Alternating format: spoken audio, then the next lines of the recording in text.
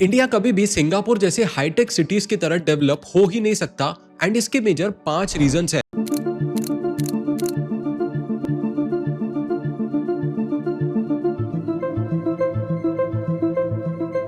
Intense rains have ravaged Maharashtra as a red alert. Saw continuous heavy rain last night. Citizens of the country have to go through this. 5 reason discuss करने से पहले मैं अपनी personal story आपको बताता हूँ and आप इस स्टोरी से काफी ज्यादा रिलेट करोगे, तो ध्यान से सुनना। So today if you are someone who is living in a tier 1 और टियर 2 सिटीज, तो आप दिन भर अपना ऑफिस का काम निपटा के शाम को घर पे आते हो। बारिश का मौसम है एंड वापस आते टाइम बारिश अपेरेंटली हो भी रही थी एंड इस वजह से सड़कों पे बहुत ज्यादा पानी भर गया था एंड ये पानी भरने की वजह से मेरी आधी गाड़ी तो पानी में ही डूब गई। अब अगले हफ्ते या बारिश का मौसम खत्म होने के बाद मेरे को अपनी गाड़ी को सर्विसिंग कराना पड़ा, जिसके ऊपर एक रिपेयर कॉस्ट लगा और उन पैसों को आपको और मेरे जैसे लोगों को भरना पड़ता है क्योंकि गवर्नमेंट का रेन वाटर मैनेजमेंट सिस्टम काफी ज्यादा खराब है। Whereas now just imagine if you live in one of the cities in Singapore, अगर बहुत ज्यादा तेज बारिश भी हो रही होगी आपके लौटते टाइम, तो भी सड़क पे बिल्कुल भी पानी नहीं भरेगा। ना सड़क पे चलने से आपकी गाड़ी खराब होगी एंड ना ही कोई ट्रैफिक रूल को वायलेट करेगा एंड ना ही आपको सड़क के किनारे पे कहीं भी एक वेस्ट डंपिंग दिखेगी एंड ओवरऑल आपको एक काफी हाइजीनिक और क्लीन एक्सपीरियंस देखने को मिलेगा एक सिंगापुर जैसी कंट्री में। Now here is one very uncomfortable truth that will also make you very angry because this change will never happen in India and this is not actually about technology or about anything else or not even about money, क्योंकि मैंने India and Singapore दोनों ही countries के urban planning को काफी detail में study किया है and इसका जो रिजल्ट या जो आंसर निकल के आता है वो आपको शॉक कर देगा। There are 5 फंडामेंटल रीजंस जो मैं आज आपको बताऊंगा, जिससे ये पता चलता है कि इंडिया कितने भी करोड़ों रुपए अपने इंफ्रास्ट्रक्चर डेवलपमेंट पे स्पेंड कर दे बट वो स्टिल एक डेवलप्ड कंट्री नहीं हो पाएगी। एंड इससे पहले कि आप नीचे कमेंट में जाके ये लिखो कि ये एक नेगेटिव मेंटालिटी है, मैं ये 5 चीजें जो आपको बताऊंगा ये काफी इंपॉर्टेंट है समझना, इसलिए क्योंकि इससे आपको पता चलेगा कि क्या वो सॉल्यूशंस हैं जिससे हम एक्चुअली डेवलप्ड कंट्री बन सकते हैं। If you don't know about this then Singapore was also a developing country 50 years ago, but Singapore ने ऐसा क्या किया जो इंडिया अभी तक भी सोच भी नहीं पाया है। Let me just paint you this picture first. Singapore आज एक 6 मिलियन लोगों की आबादी का छोटा सा आइलैंड नेशन है जिसमें काफी क्लीन स्ट्रीट्स हैं उनके पास एंड एक वर्ल्ड क्लास मेट्रो सिस्टम है।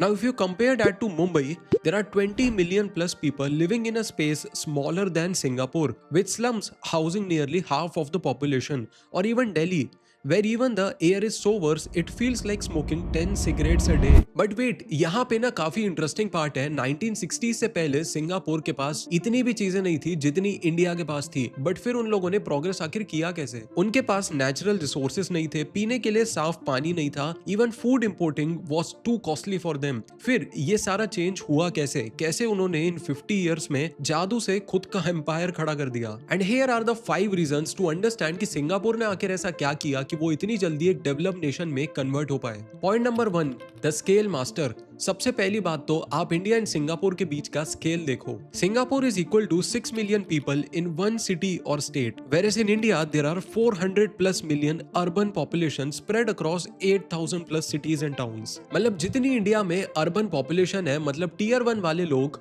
उतने लोगों को मैनेज करने के लिए सिंगापुर को 60 से ज्यादा सिटीज बनानी पड़ेंगी, which actually means that India has a very large population which is not very easy to manage। Singapore में अगर आप कोई भी पब्लिक पॉलिसी बनाते हो तो एक मीटिंग में डिसीजन फाइनल हो जाता है, लेकिन इंडिया में मुंबई के लिए जो पॉलिसी बनेगी वो पुणे में वर्क नहीं करेगी, जो बैंगलोर में चलेगी वो एक्चुअली कोलकाता में फ्लॉप हो जाएगी, या हमको स्टेट वाइज काफी ज्यादा डिफरेंसेस फेस करने पड़ते हैं कल्चरल बैकग्राउंड पे। It's like comparing a small kirana shop which is around your neighbourhood and a very large organisation like Zepto. दोनों सेम सामान बेचते हैं एंड दोनों के वर्किंग प्रिंसिपल्स भी काफी सेम है, बट इनके कॉम्प्लेक्सिटीज एंड स्केल के अंदर काफी ज्यादा डिफरेंस है। जेप्टो कम से कम 10 मिलियन लोगों को सप्लाई करता है, किराना स्टोर एक दिन में सिर्फ 100।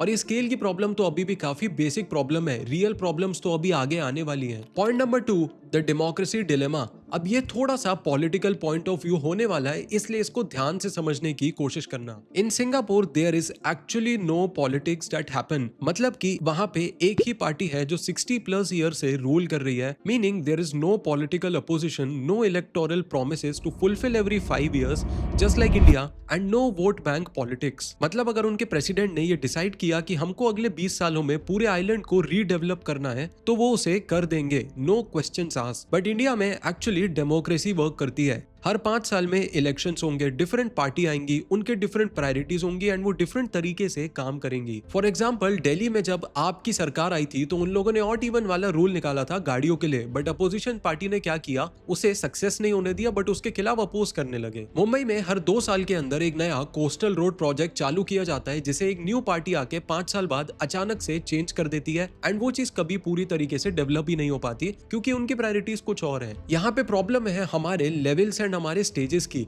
क्योंकि सेंट्रल गवर्नमेंट कुछ चीज कहती है, स्टेट गवर्नमेंट उसको किसी और प्रायोरिटी में काम करती है एंड जब तक बात म्युनिसिपल कॉर्पोरेशन या टियर 4 टियर 5 विलेजेस तक पहुंचती है तो वहां पे तो कोई रियल डेवलपमेंट वैसे भी होता ही नहीं। And it is not actually that democracy is bad, actually democracy is a very amazing thing, but the point is कि अगर हम सिंगापुर स्टाइल में एक रैपिड एक्सपेंशन की तरफ देख रहे हैं तो हमें एक अथॉरिटेरियन अप्रोच को अपनाना पड़ेगा, क्योंकि डेमोक्रेसी में इतनी स्केल पे इतना जल्दी काम होना एक्चुअली में पॉसिबल ही नहीं है। Point number 3, the land game changer, मतलब कि जमीन को कौन ओन करता है उससे डिसाइड होता है कि कंट्री का डेवलपमेंट कितना तेज एंड कितना जल्दी हो सकता है। सिंगापुर गवर्नमेंट अपनी लैंड को 80% ओन करती है, मतलब वो कहीं भी जाके ये कह सकते हैं कि यहाँ पे शॉपिंग मॉल बनाएंगे, यहाँ पे मेट्रो लाइन बनाएंगे एंड यहाँ पे एक residential complex, and whatever they say it actually happens. But India में प्राइवेट ओनरशिप बहुत ज्यादा है एंड लैंड के बेसिस पे गवर्नमेंट एंड प्राइवेट का लीगल डिस्प्यूट्स काफी ज्यादा चलते रहते हैं, कोर्ट केसेस एंड न जाने बहुत सारी चीजें जो काफी डिकेड से चली जा रही हैं। अगर दिल्ली में गवर्नमेंट को मेट्रो लाइन का एक नया प्रोजेक्ट निकालना है तो पहले वहां पे जो 500 फैमिलीज रह रही थी उनको रिलोकेट करना पड़ेगा, उनको एक कॉम्पनसेशन देना पड़ेगा, उसके खिलाफ में कोर्ट केसेस लड़ने पड़ेंगे। सिमिलरली अगर गवर्नमेंट को मुंबई में कोस्टल रोड का डेवलपमेंट करना है तो पहले उनको एनवायरमेंटल क्लियरेंसेस लेने पड़ेंगे, फिशिंग कम्युनिटी का क्लियरेंसेस लेने पड़ेंगे या उनके खिलाफ प्रोटेस्ट भी हो सकता है एंड काफी ज्यादा लैंड एक्विजिशन को लेके बैटल्स चलते रहेंगे कोर्ट में। अगर आप एक्चुअली में स्टेटिस्टिक्स को जाके चेक करोगे तो आपको पता चलेगा कि इंडिया में सिर्फ 36% सिटीज के पास ही अप्रूव्ड मास्टर डेवलपमेंट प्लान है, मतलब कि जो रेस्ट ऑफ 64% सिटीज हैं वो एक्चुअली में without any planning he grow and develop होती जा रही हैं। सिंगापुर एज अ कंट्री में उनकी गवर्नमेंट के पास अगले 10 साल तक के अप्रूव्ड डेवलपमेंट एंड ग्रोथ के प्लान्स हैं, बट इंडिया में हमको यही नहीं पता कि हमको अगले साल क्या करना है एंड उसके अगले साल क्या। हम विदाउट अप्रूवल सिटीज को डेवलप करते जाते हैं, जस्ट लाइक गुड़गांव और any other tier 1 city which has rain water accumulated all around। यहाँ पे हम बात करते हैं एक्चुअली पैसों की कि सिंगापुर में जितना स्पेंड किया गया था डेवलपमेंट के लिए, क्या इंडिया में भी वो फेयर अमाउंट होगा? द आंसर इज बिल्कुल भी नहीं,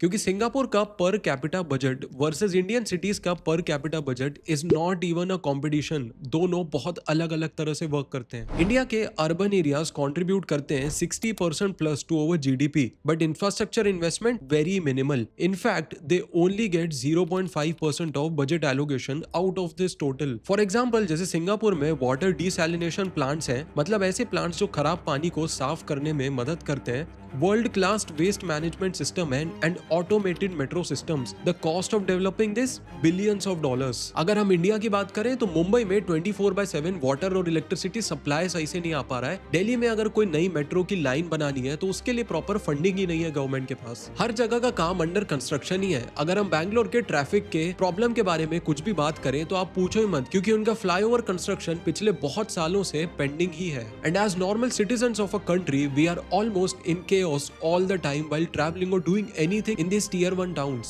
It's not that we don't have money as a country, but the problem is कि सिंगापुर ने डेवलपमेंट के ऊपर जितना स्पेंड किया था, इंडिया का स्केल एंड पॉपुलेशन इतना बड़ा है कि उसमें शायद एक स्टेट भी अच्छे से नहीं डेवलप हो पाए। प्लस सिंगापुर में उनका return on investment on this developments as money is very clear कि अगर आप पैसा लगाओगे तो पूरा Singapore as a country develop होगा। But the problem in India is कि अगर आप मुंबई को डेवलप करने पे पैसे लगाओगे तो आसपास की सिटीज जैसे पुणे, नासिक एंड अलीबाग, इन सब का क्या होगा? Point number 5, the geographical and historical truth. Now this is the final and the most important point in our case study. Singapore is a very strategic location which is located between east and west, meaning natural ports, city-state structure from day one. Whereas if you talk about India, it has a very diverse geographical locations, very different climates, different cultures and different languages. Her 100 kilometre की range में आपको कोई ना कोई एक different language में बोलता हुआ दिखेगा। Singapore success story is very unique to Singapore itself, क्योंकि उनके पास उस टाइम पे जो एडवांटेजेस थे, these are not replicable to any other country. Plus, let's be very honest about the authoritarian model Singapore में काफी ज्यादा स्ट्रिक्ट लॉज हैं, जैसे कि च्युइंगम पे बैन लगना, ड्रग्स करने पे डेथ पेनल्टी तक हो जाना एंड लिटरिंग पे हेवी फाइन्स। वेयर इंडिया में अगर आप ये इंप्लीमेंट करने का ट्राई करोगे तो वेरी मच पॉसिबल ही नहीं है, बिकॉज लोग आके बोलेंगे कि ये तो ह्यूमन राइट्स वायलेशन है, ये डेमोक्रेटिक वैल्यूज के अगेंस्ट है, प्लस कोई भी नॉर्मल सिटीजन या कोई भी पार्लियामेंट का मेंबर ये अप्रूव ही नहीं करेगा, नॉट इवन द कोर्ट, कि इतने स्ट्रिक्टर लॉज अप्लाई किए जाए on the country. The real lesson is stop comparing Singapore with India, because it's like asking an elephant to run like a cheetah, and if the elephant couldn't do it, you just go and ask him why cannot you run at 100 km/h? And you know what, कि हम Singapore का authoritarian model actually में acquire नहीं कर सकते, but अगर हम वो मॉडल को एक्वायर नहीं कर सकते तो हमें रिजल्ट भी एक्सपेक्ट नहीं कर सकते जो सिंगापुर ने इतने कम टाइम में दिखाए हैं। It's just like that you want to become a professional athlete, but you can't wake up at 5 AM to train, because without following the right process for it you cannot actually succeed in anything. So now you would be thinking कि क्या हम India के development की अब hope ही छोड़ दें, या हम सिंगापुर जैसे इतने हाई लेवल पे कभी डेवलपमेंट देख ही नहीं पाएंगे? Absolutely not. This is not the whole moral of this actual case study. The real lesson is stop comparing Singapore with India, because it's like asking an elephant to run like a cheetah, and if the elephant couldn't do it, you just go and ask him why cannot you run at 100 km/h? Instead, it is a good thing to actually focus on the things that India can actually do.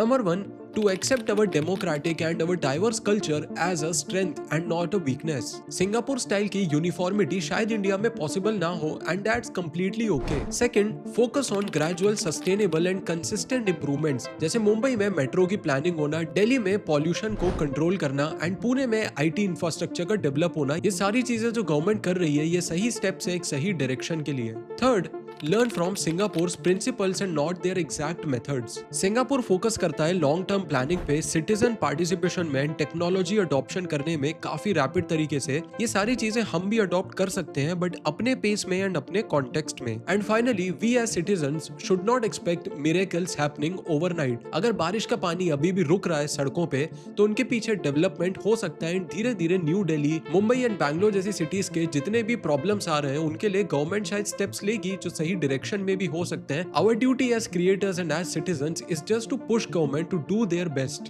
The goal actually should not be to become a Singaporean city, but the goal should actually be to become a better Indian city in the country India itself. Considering the diverse range of cultures that we have, keeping them as sustainable and growing with the time. So next time जब भी कोई India के ऊपर आके ये चीज कहता है कि यार इंडिया सिंगापुर, USA या टोक्यो जैसी कंट्रीज की तरह इतना डेवलप्ड इतनी जल्दी क्यों नहीं हो पा रहा है, so you have all the answers now. It's not about that you can copy paste a method, but it's about context and the scale that a country has, because every country is built different and will grow different. Now I want your perspective in the comments below on what do you think कि क्या Indian cities सही से grow हो रही है, and क्या government अपना काम कर रही है या अभी भी कुछ बेटर करने की जरूरत है? If yes, then comment your opinion and your thoughts below. And अगर इस वीडियो से आपका पर्सपेक्टिव अर्बन डेवलपमेंट और एज अ कंट्री डेवलपमेंट के ऊपर थोड़ा सा भी चेंज हुआ हो या आपको अगर कुछ भी वैल्यूएबल लगा हो, तो सब्सक्राइब का बटन जरूर दबा के जाना, because understanding something that would not actually work in oppose to just blaming something blindly is more important. And with this we come to an end of this particular video. I'll see you in the very next video very soon. Until then, bye bye.